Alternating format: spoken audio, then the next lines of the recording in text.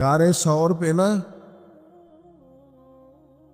حضرت ابو بکر صدیق رضی اللہ تعالیٰ عنہ نے نبی کریم علیہ السلام کی خدمت میں عرض کیا تھا کہ یا رسول اللہ صلی اللہ تعالیٰ علیہ وسلم آپ رکیں، پہلے میں جاتا ہوں. آپ رکیں، پہلے میں جاتا ہوں، پھر آپ تشریف لائیے گا.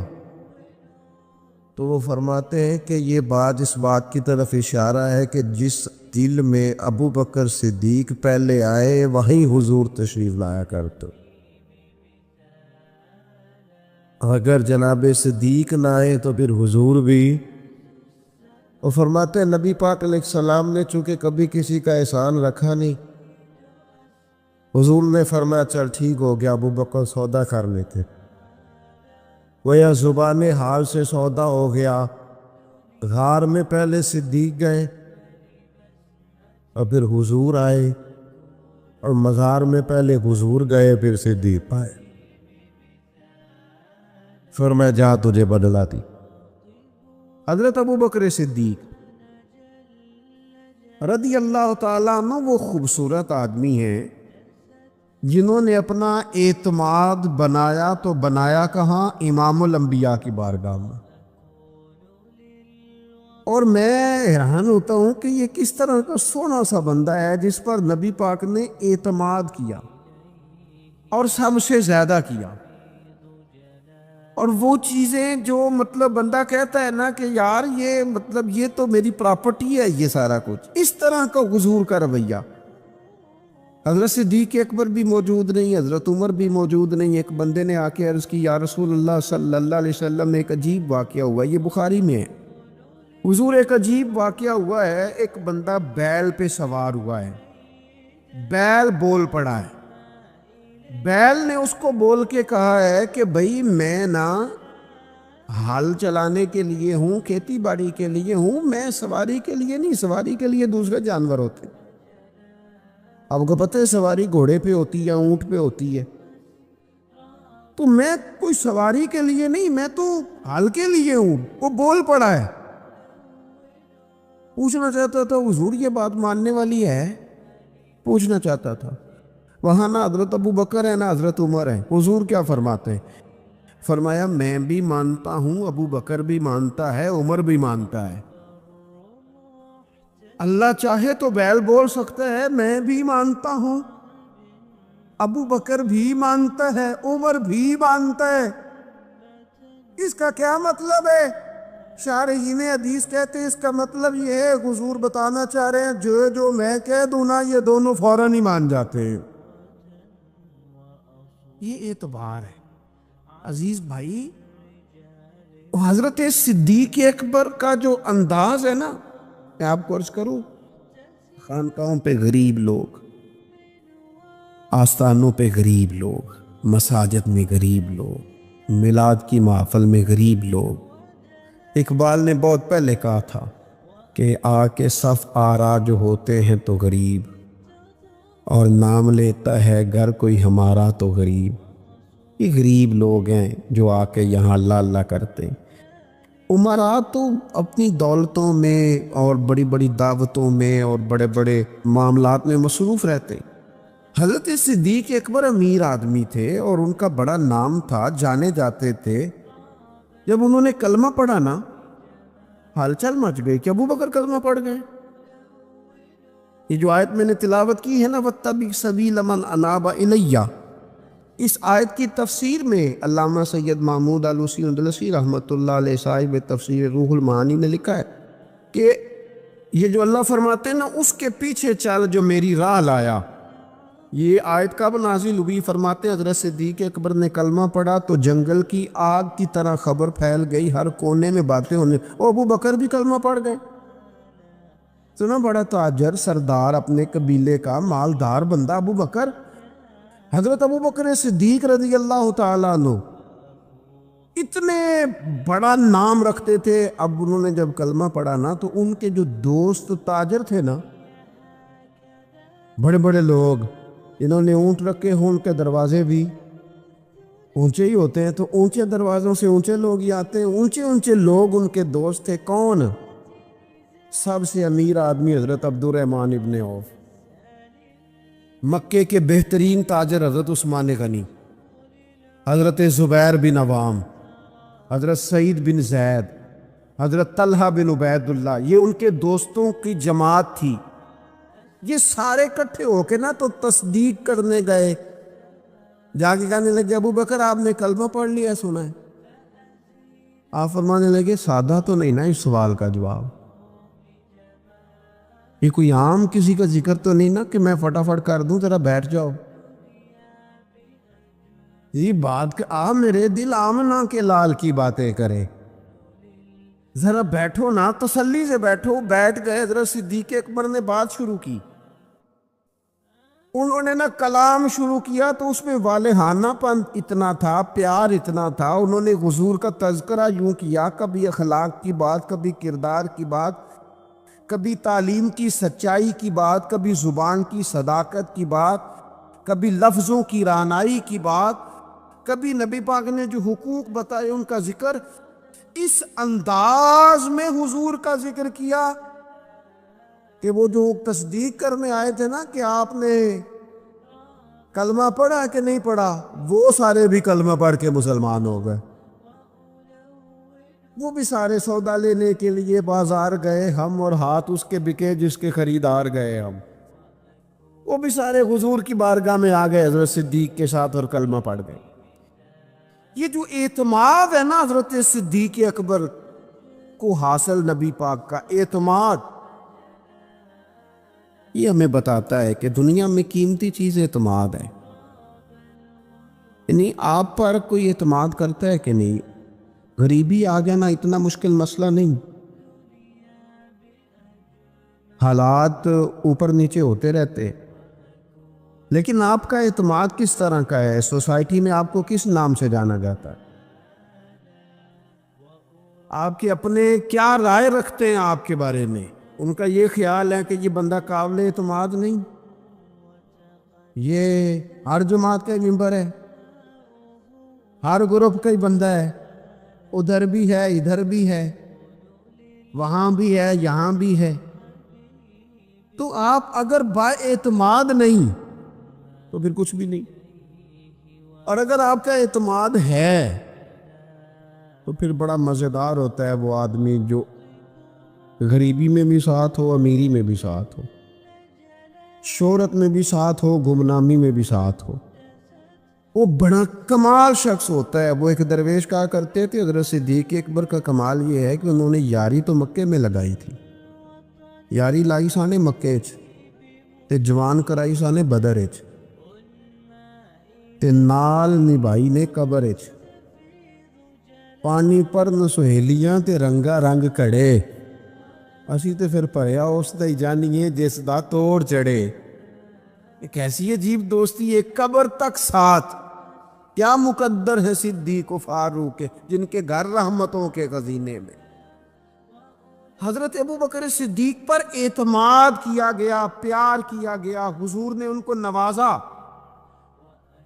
نبی پاک کا خیال تھا کہ ہر معاملے میں کئی باتیں بتا سکتا ہوں، کہ حضرت عمر جیسے آدمی نے کہا یا رسول اللہ یہ فیصلہ کیوں ہو گیا؟ آپ سچے، قرآن سچا، اسلام سچا، کیوں ہو گیا؟ تو نبی پاک نے فرمایا اس لیے ہو گیا کہ تیری سمجھ میں نہیں بھی آ رہا، صحابہ کی نہیں بھی آ رہا، تو میں پھر بھی اللہ کا رسول ہوں۔ لیکن حضرت صدیق اکبر سے جب جا کے انہوں نے پوچھا کہ یار یہ فیصلہ ہو گیا ہے، کیسے ہو گیا؟ تو آپ نے وہی لفظ کہے جو حضور نے کہے تھے، فرمایا عمر چپ کر جا، وہ اللہ کے رسول ہے۔ یہ جو خاص لگاؤ ہے نا کہ جو سونا کہہ دے گا، وہ جس وقت کہہ دے گا، وہ جس حال میں کہہ دے گا، وہ جس طرح کہہ دے گا، اور یار پیارا ہوتا ہے وہ بندہ جس کا آپ کو پتہ ہوتا ہے مینوں نہ نہیں کر سکتا، میں وڈ بھی چھٹیا تے میرا ہے، دھتکار بھی دیا تو میرا ہے، میں نے نا اس پہ سارا وزن بھی ڈال دیا تو میرا ہے، رات کو بھی میرا ہے، دن کو بھی میرا ہے، دھوپ میں بھی میرا ہے، چھاؤں میں بھی میرا ہے، یہ کہیں جا نہیں سکتا۔ اس کو میں کہوں گا تو پیسے بھی لائے گا، جائیداد بھی لائے گا، نام بھی سارا میرے نام کر دے گا، وہ اگر یہ ساری صلاحیتیں کسی نے دیکھنی ہو تو حضرت صدیق اکبر میں ملے گی. ہر شے اپنا بچائے. ایک دن حضور نے فرمایا ابو بکر تیرے مال نے بڑا نفع دیا تو رو پڑے. کہنے لگے سونے میرا کدوں تے تہاڈا ہے. نہیں سمجھے آپ بات. انہیں ہم نے لفظوں میں بات کی ہے، حدیث سیاستہ میں موجود ہے. ابو بکر کے مال نے بڑا نفع دیا تو حضور نے میرا مال کہا تھا. کہنے لگے سونے مال بھی تہاڈا ہے، جان بھی تہاڈی. کیا پیش کروں آقا، کیا چیز ہماری ہے. یہ دل بھی تمہارا ہے، یہ جان بھی تمہاری ہے. آپ کا یا رسول اللہ ہمارا تھا کب؟ کچھ بھی نہیں.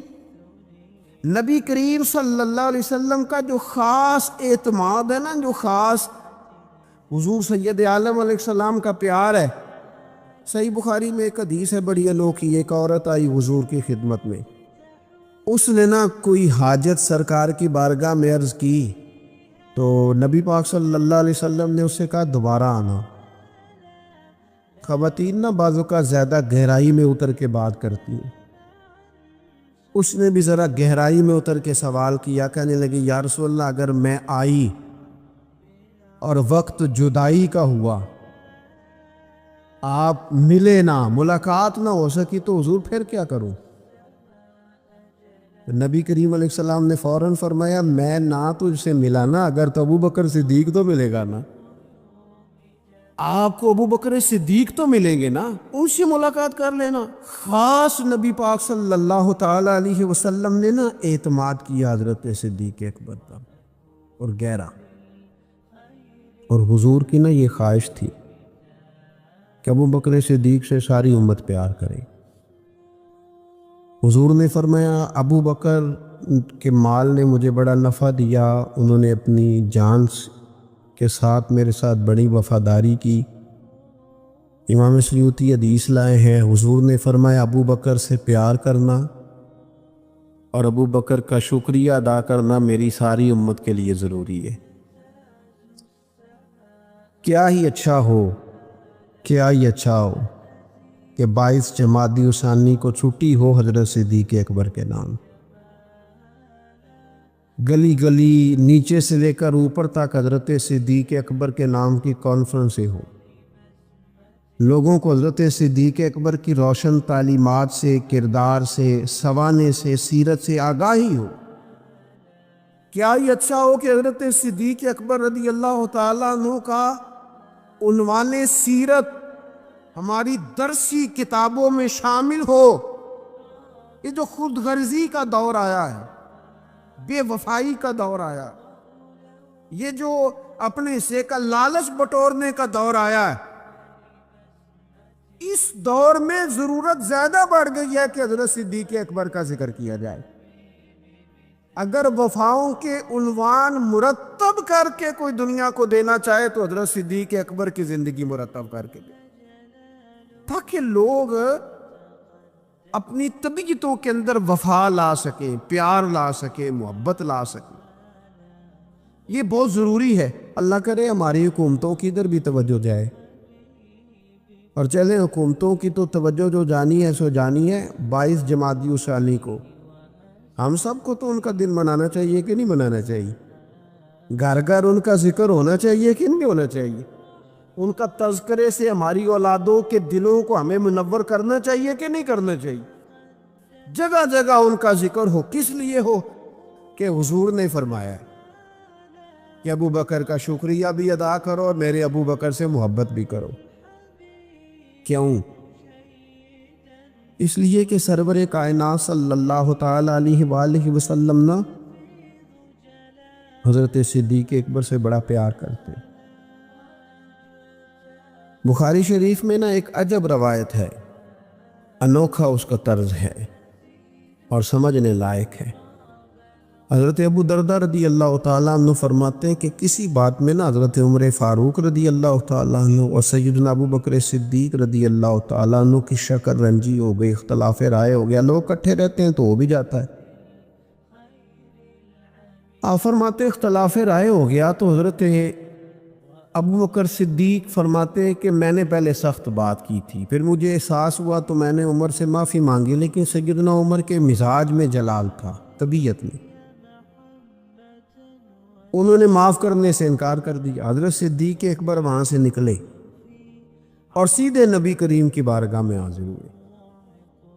تھوڑی دیر گزری تو حضرت عمر کہتے ہیں مجھے بھی احساس ہوا کہ ارے یار، جب حضرت ابو بکر نے درگزر کا کہا تھا تو مجھے کر دینا چاہیے تھا، میں نے بات کو طول دیا۔ فرماتے ہیں میں ان کے گھر گیا تو پتہ چلا وہ تو حضور کی بارگاہ میں گئے ہوئے۔ فرماتے ہیں میں وہاں سے نکلا، نبی کریم کی بارگاہ میں حاضر ہوا۔ حضرت صدیق اکبر نے بات سنا دی تھی، یا رسول اللہ صلی اللہ علیہ وسلم مجھ سے ایک سخت بات ہو گئی۔ عمر ناراض ہو گئے، پھر میں نے معافی چاہی لیکن عمر نے معاف نہیں کیا۔ حضرت ابو دردہ فرماتے ہیں جناب عمر جب حضور کی بارگاہ میں آئے تو میں نے نبی پاک کے چہرے پہ جلال دیکھا، حضرت صدیق اکبر نے بھی دیکھا، حضرت عمر نے بھی دیکھا، غضب سے ان کے خدا بچائے جلال نظر آ رہا تھا کہ حضور شدید جلال میں ناراض ہے۔ کہتے ہیں حضرت صدیق اکبر اٹھے، حضور کے قریب جا کے تو گھٹنوں پہ ہاتھ رکھ دیا، عرض کی یا رسول اللہ غلطی میری تھی، عمر سے میں نے معافی چاہی لیکن ان کی مرضی تھی، انہوں نے معاف نہیں کیا، حضور وہ میں بھول گیا تھا، میری غلطی تھی۔ تو نبی کریم نے کس طرح کلام فرمایا، فرمایا عمر تمہاری قوم نے نا مجھے جھٹلایا تھا، ابو بکر نے میری تصدیق کی تھی، فرمایا لوگ تلواریں لے کے مجھے شہید کرنے نکلے تھے، ابو بکر نے سینہ کھول کے میرا دفاع کیا تھا۔ حضرت ابو بکر صدیق نے گھٹنے پکڑے، یا رسول اللہ میری غلطی ہے، حضور مہربانی فرمائے، میں کون ہوں مال خرچ کر سکوں، میری کیا حیثیت ہے؟ یا رسول اللہ صلی اللہ علیہ وسلم نہیں، وہ ایسی بات کوئی نہیں۔ تو محبوب فرمانے لگے کیا جملے ہیں، کیا درد ہے۔ حضور نے فرمایا عمر کیا تم میری وجہ سے ابو بکر کو چھوڑ نہیں سکتے تھے؟ مانا کیا ہے کہ اگر بات ہو بھی گئی تھی تو تم میرا جان کے، میرا محبوب جان کے، پیارا جان کے چھوڑ نہیں سکتے تھے۔ حضرت ابو دردہ کہتے ہیں وہ دن اور تا دم وصال پھر کسی بندے نے حضرت صدیق اکبر کو تکلیف نہیں دی۔ حضرت ابو بکر صدیق رضی اللہ تعالیٰ عنہ کی قیادت کا عجیب رنگ ہے کہ اگر ملی، قومی، عالمی قیادت والے ان کے پیچھے چلیں گے تو انہیں بھی بڑی خیرات ملے گی۔ وہ دلیر لیڈر، وہ دلیر رہنما کہ جنہوں نے منکرین زکوٰۃ کے معاملے میں اور عقیدہ ختم نبوت کے تحفظ کے لیے یہاں تک اعلان کر دیا کہ بھئی یہ کام میں ضرور کروں گا، چاہے میں مدینہ شریف میں اکیلا رہ جاؤں مدینہ منورہ میں، اور جنگل کے درندے آ کے میری بوٹیاں نوچ کے لے جائے، تو پھر بھی قیادت چونکہ میرے ذمے ہے تو میں سب کچھ قربان کر کے بھی دین متین کا تحفظ کروں گا۔ یہ ہے ان کی وہ قیادت جس کے پیچھے پھر لوگ چلے۔ لیکن ایک تو یہ تاریخ ہے کہ ایک مضبوط اعصاب والے قائد، اور ایک تاریخ یہ ہے بڑے بڑے لوگوں کو دنیا میں وفادار کہا گیا، بڑے بڑے لوگوں کو عاشق کہا گیا، بڑے بڑے لوگوں کو کہا گیا کہ یہ فنا ہیں اپنے محبوب کی محبت میں، بڑے بڑے لوگوں کو کہا گیا کہ ان سے بڑھ کے ادب والا کوئی نہیں۔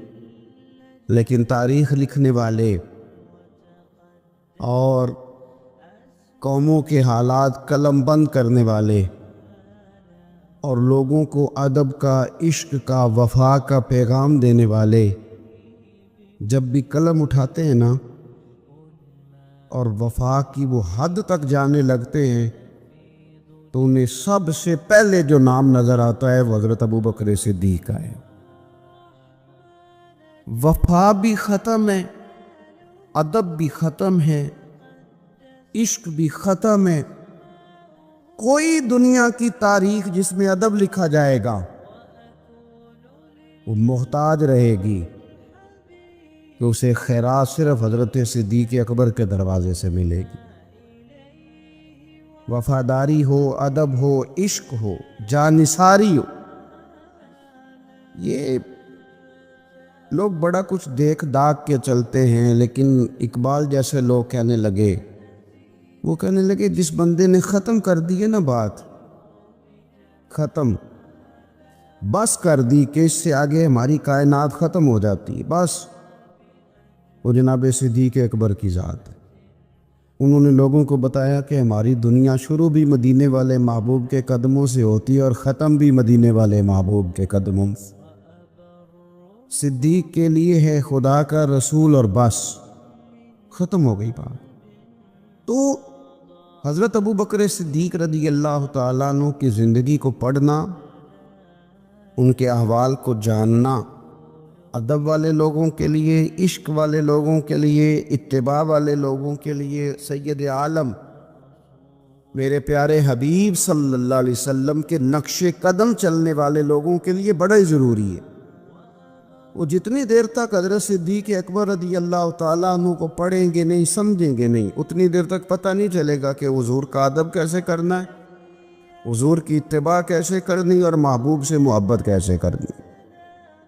یہ ضروری کام ہے۔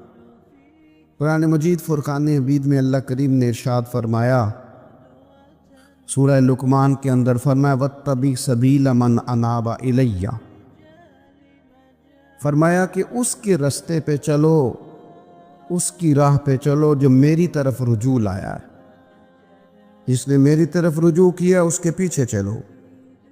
علامہ سید محمود آلوسی رحمۃ اللہ علیہ صاحب تفسیر روح المعانی فرماتے ہیں کہ یہ آیت تب نازل ہوئی تھی جب جناب صدیق اکبر نے کلمہ پڑھا تھا۔ آدمی جس لیول کا ہوتا ہے اس کی دوستیاں بھی اسی طرح کی ہوتی ہیں، اور جب کوئی بڑا آدمی کسی دینی، اسلامی، روحانی زندگی کو اپناتا ہے تو اس کے پیچھے چلنے والے بھی وہ زندگی اپنا لیتے ہیں۔ اسی لیے کہا گیا کہ لوگ اپنے سرداروں کے مذہب پہ ہوتے۔ حضرت سیدنا ابو بکر صدیق رضی اللہ تعالیٰ عنہ نے کلمہ پڑھا تو صاحب تفسیر روح المعانی ارشاد فرماتے ہیں کہ یہ بڑے گہرے دوست تھے حضرت ابو بکر صدیق کے، جو تاجر تھے نا بڑے بڑے مکے کے، چونکہ جناب صدیق اکبر بھی تاجر تھے۔ یہ تاجر سارے دوست تھے حضرت صدیق اکبر کے۔ کون کون؟ حضرت سیدنا عبد الرحمن ابن عوف رضی اللہ تعالیٰ عنہ، حضرت عثمان غنی رضی اللہ تعالیٰ عنہ، حضرت زبیر بن عوام رضی اللہ تعالیٰ عنہ، حضرت طلحہ بن عبید اللہ رضی اللہ تعالیٰ۔ یہ سارے لوگ حضرت صدیق اکبر رضی اللہ تعالیٰ عنہ کے دوست تھے۔ حضرت سعید بن زید رضی اللہ تعالیٰ عنہ، یہ سارے لوگ تاجر تھے۔ تو جب پتہ چلا نا کہ ایک بڑے تاجر نے، حضرت ابو بکر صدیق رضی اللہ تعالیٰ عنہ نے کلمہ پڑھ لیا ہے، تو یہ خبر جنگل کی آگ کی طرح پھیل گئی، ہر آدمی تک بات پہنچ گئی، ہر شخص نے اس بات کو سن لیا۔ اب وہ سارے لوگ تصدیق کرنے کے لیے کہ یار بڑا سیانہ بندہ ہے، بڑا سمجھدار آدمی ہے، تاجروں میں اس کا بڑا نام ہے، کاروباری لوگ اسے بڑے قریب سے جانتے ہیں، تو وہ تصدیق کرنے کے لیے سارے لوگ جناب صدیق اکبر کے پاس آئے۔ حضرت صدیق اکبر سے تصدیق اس طرح کی سنی، اس طرح کی تصدیق سنی، اس طرح کی تصدیق سنی کہ پھر سارے ہی مدینے والے محبوب کا کلمہ پڑھ گئے، حضور کا کلمہ پڑھ گئے، بس تصدیق کرنے آئے، تصدیق کرنے آئے حضور سے۔ اور نبی پاک صلی اللہ تعالیٰ تیریاں ویکھ کے اداواں تے میں مرید ہی ہو گئی۔ پھر وہ سارے حضور سید عالم آئے تھے تصدیق کرنے، سودا لینے کے لیے بازار گئے ہم، پر ہاتھ اس کے بکے جس کے خریدار گئے ہم۔ تو وہ نا حضور کی غلامی میں آ گئے۔ تو سمجھ لیں اس بات کو اور اس پر غور کر لیں کہ نبی پاک علیہ الصلاۃ والسلام کے اس غلام کا یہ حال ہے کہ یہ کلمہ پڑھیں تو مکے کے بڑے بڑے تاجروں میں انقلاب برپا کر دے۔ اتنا اثر ہوا باقی لوگوں پہ کہ وہ تصدیق کرنے آئے تھے، تصدیق کرنے، اور ایسی تصدیق انہوں نے کی، ایسی تصدیق کی کہ پھر ساری زندگی مدینے والے محبوب کے گن گا کے گزار دی۔ ساری زندگی حضور سید عالم صلی اللہ علیہ وسلم حضرت ابوبکر صدیق رضی اللہ تعالیٰ عنہ نے اپنی مقدس زندگی کے اندر نبی کریم صلی اللہ علیہ وسلم کی بارگاہ میں وقت گزارا۔ آپ مختلف مقامات پر قرآن مجید کو دیکھیں گے تو حضرت صدیق اکبر رضی اللہ تعالیٰ عنہ کی مختلف شانیں آپ کو قرآن حکیم میں نظر آئیں گی۔ اللہ کریم نے قرآن مجید میں ارشاد فرمایا سورہ بقرہ میں کہ الذین ینفقون اموالہم باللیل والنہار سرا وعلانیہ، فرمایا کچھ لوگ ایسے ہیں جو اللہ کے راستے میں خرچ کرتے ہیں اعلانیہ بھی اور چھپا کر بھی۔ اور وہ کس طرح خرچ کرتے ہیں؟ رات کو بھی خرچ کرتے ہیں اور دن کو بھی خرچ کرتے ہیں، اعلانیہ بھی، چھپا کے بھی، دن کو بھی، رات کو بھی۔ تو یا اللہ ملے گا کیا؟ فرمایا فَلَهُمْ أَجْرُهُمْ عِنْدَ رَبِّهِمْ، ان کا اجر ان کے رب کے پاس ہے، وہ اللہ کے پاس ہے، اور راز ہے، ان کا اجر ان کے رب کے پاس ہے۔ اب ان پر نہ کوئی خوف ہوگا نہ وہ غمگین ہوں گے۔ یہ وہ لوگ ہیں جو رات کو بھی خرچ کرتے ہیں، دن کو بھی خرچ کرتے ہیں، اعلانیہ بھی خرچ کرتے ہیں، چھپا کے بھی خرچ کرتے ہیں۔ تفسیر روح المعانی ہی کو آپ دیکھ لیں تو علامہ سید محمود آلوسی اندلسی رحمۃ اللہ علیہ فرماتے ہیں کہ حضرت صدیق اکبر کا ایک دفعہ خرچ تو ہمیشہ کرتے رہتے تھے، ایک دفعہ ارادہ بن گیا، اس آیت کے شان نزول میں لکھتے ہیں ایک دفعہ ارادہ بن گیا کہ میں نے 40,000 دینار خرچ کرنے اللہ کی بارگاہ، اور کرنے اس طرح ہے کہ دن کو بھی خرچ کرنے، اور اگر کوئی آدمی رات کو لینا چاہے تو اسے یہ نہ محسوس ہو کہ یہ تو صرف اجالے میں دینے والے ہیں، اگر کوئی رات کی تنہائی میں لینے آئے گا تو اسے بھی دیں گے، خرچ کریں گے اللہ کے راستے میں۔ اور 10,000 دینار، 40,000 کل دینے تھے، 10 خرچ کیے دن کو، 10 خرچ کیے رات کو، 10 اس وقت خرچ کیے جب ساری دنیا اعلان ہوتا ہے نا چندے کا تو سارے دے رہے ہوتے ہیں، 10 اس وقت خرچ کر دیا 10,000 دینار، اور پھر 10 چھپا کے خرچ کیا، 10 چھپا کے بھی خرچ کیا، یعنی اس وقت بیچ مجمع کے بھی دینا بعضوں کا بہتر ہوتا ہے کہ دوسروں کو بھی رغبت ہوتی ہے، کیونکہ ایک بندہ اگر کہیں خرچ کرتا ہے تو پھر دوسرے بھی دیکھ کے خرچ کرتے ہیں۔ تو جب سب دے رہے تھے تب بھی دیا، اور جب کوئی نہیں دے رہا تھا تو تب بھی دیا، اور دن کو بھی دیا اور رات کو بھی دیا۔ تو رب کریم نے پھر اس کا ذکر قرآن مجید میں فرما دیا۔ تو حضرت ابوبکر صدیق رضی اللہ تعالیٰ عنہ کی حیات مبارکہ کو آپ پڑھیں، اس پر آپ غور کریں، ایک مقام نہیں درجنوں مقامات آپ کو ایسے ملیں گے۔ اسی طرح امام فخر الدین رازی رحمۃ اللہ علیہ تفسیر کبیر میں فرماتے ہیں کہ یہ جو آیت ہے نا ان الذین قالوا ربنا اللہ ثم استقاموا تتنزل علیہم الملائکہ، بے شک وہ لوگ جنہوں نے کہا کہ ہمارا رب اللہ ہے پھر وہ اس پر قائم ہو گئے تو ان پر فرشتے اترتے ہیں، اور فرشتے کیا کہتے ہیں؟ اللہ تخافوا ولا تحزنوا، خبردار خوف نہ کرو، غم نہ کھاؤ، وابشروا بالجنۃ التی کنتم توعدون، اور خوش ہو جاؤ اس جنت پر، تمہیں خوشخبری دینے آئے ہیں اس جنت کی جس کا رب نے تمہارے ساتھ وعدہ کیا ہے۔ تو امام راضی کہتے ہیں یہ جو کہا نا کہ وہ لوگ جنہوں نے کہا اللہ ہمارا رب ہے پھر وہ ڈٹ گئے، پھر ان پر فرشتے اترے اور فرشتے خوشخبری دینے کے لیے اترے، فرمایا یہ بھی حضرت ابوبکر صدیق کی شان میں نازل ہوئی ہے۔ اس لیے کہ حضرت صدیق اکبر نے اس وقت کلمہ پڑھا تھا جب کوئی اور کلمہ نہیں پڑھتا تھا، پہلے مسلمان حضرت صدیق اکبر آزاد مردوں میں سے پہلے مسلمان، آپ نے کلمہ پڑھا۔ راش دیکھ کے تو بھائی عام جگہ پہ بھی بڑے لوگ آ جاتے ہیں، لیکن تنہائیوں میں، ابتدا میں، بالکل شروع میں جس ہستی نے صرف جلوہ والضحیٰ دیکھا، آج لوگ بڑے جمہوریت پسند ہیں کہ ساری دنیا جدھر جائے گی ہم نے ادھر جانا ہے، جدھر رش زیادہ ہوگا اس وقت ہم چلیں گے۔ لیکن حضرت ابوبکر صدیق رضی اللہ تعالیٰ عنہ اس وقت کلمہ پڑھا جب اسلام پر تنہائیاں تھیں، غربتوں کا دور تھا۔ انہوں نے یہ نہیں دیکھا کہ ساری دنیا کدھر ہے، انہوں نے یہ دیکھا کہ میرے محبوب کی رضا کدھر ہے، اور پھر اس پر انہوں نے تکلیفیں برداشت کی۔ تکلیفیں پلیٹ میں رکھ کے نہیں غلامی مل جایا کرتی، تکلیفیں برداشت کی، مار بھی کھائی، مال بھی دیا، تکلیف بھی سہی، تانے بھی سہے، باتیں بھی سنی، قبیلے کے اندر سے بھی مخالفت ہوئی، باہر سے بھی مخالفت ہوئی، وہ ڈٹے رہے۔ ذرا فرماتے جب یہ ڈٹ گئے نا تو پھر میں نے بھی ان کی مدد کے لیے فرشتے نازل کر دیے۔ پھر اللہ تبارک و تعالیٰ نے انہیں کوئی لاوارث نہیں چھوڑا، پھر ان کی مدد اللہ نے اپنے فضل سے فرمائی۔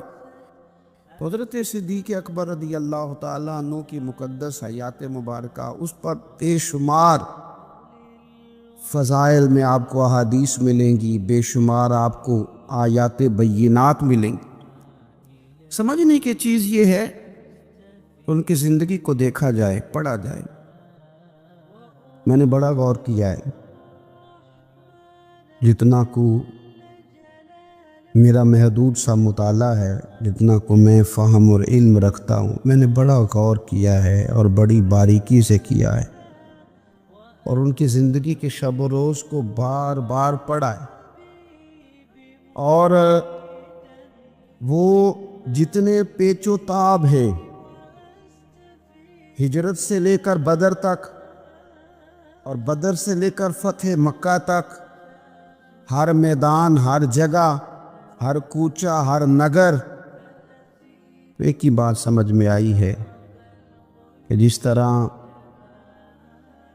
پروانہ چراغ کے گرد گھوم کے زندگی گزار دیتا ہے، گھوم کے زندگی گزار دیتا ہے، روشنی جہاں نظر آتی ہے تو پروانہ ساتھ ہی نظر آتا ہے، کہیں اور دکھائی دیتا ہی نہیں۔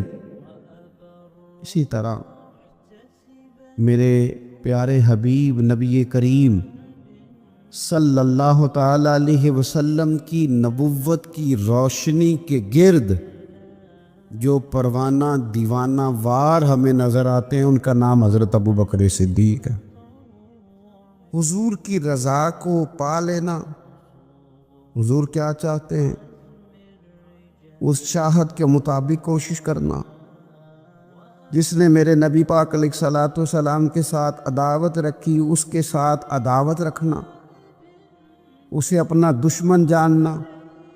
جس کے ساتھ میرے نبی کریم صلی اللہ تعالیٰ علیہ وسلم کی غلامی کا رشتہ ہو گیا، جو حضور کا وفادار ہو گیا، اس کے ساتھ دست شفقت پھیرنا، اس سے پیار کرنا۔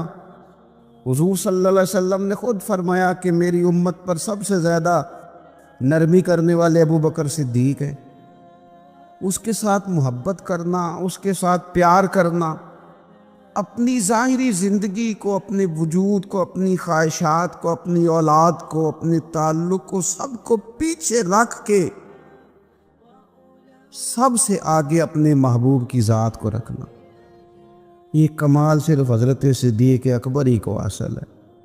لوگ عمل کرتے ہیں پر مزیدار نہیں کرتے، چل پڑتے ہیں پر پورا نہیں چلتے، رشتہ بناتے ہیں بس سوچتے ہیں کہ اتنا ہی کافی ہے، اتنی زیادہ وفا اور اتنی زیادہ پیچھے چلنے کی کیا ضرورت ہے۔ لیکن حضرت ابوبکر صدیق رضی اللہ تعالیٰ نے جو رشتے بنائے، پھر وہ رشتے نبھائے، پھر انہوں نے حضور کی اس غلامی کو نبھا کے دکھایا، کلمہ پڑھا۔ ہمارے ایک بزرگ فرمایا کرتے